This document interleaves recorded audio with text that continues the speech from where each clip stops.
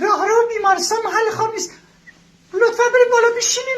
خانم ببخشید جانم. مریضم با تخته 1 هست، میشه مواظبش باشید؟ تا حالا بیمارستان نیومده. عزیزم همه بیمارا واسه ما یکی هستن، پیر جوون و پولدار نده، همه یکی. ما همه رو بیه چشم نگاه میکنیم. خدا خیره. خواهش میکنم وظیفه اجرتون با امام. خواهش میکنم من براتون 4 کیلو زیتون آوردم. چرا زحمت کشیدین؟ اصلا راضی به زحمتتون نیستم. بی زحمت همون پشت میز بذارین.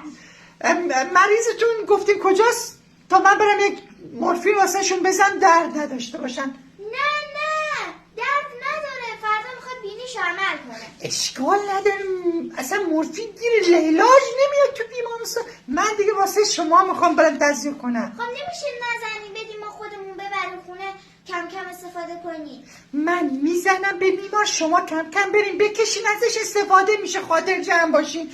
خیلی عالیه. بعد عرضم حضورتون زیتونش درشته یا ریزه؟ چون واسه اون یکی آورده بود ریز بود. نه درشته خانم. خیلی ممنون، اصلا راضی. من برم بیمار شما رو چکا، شما برین اصلا اینجا نمونین، من خودم هستم.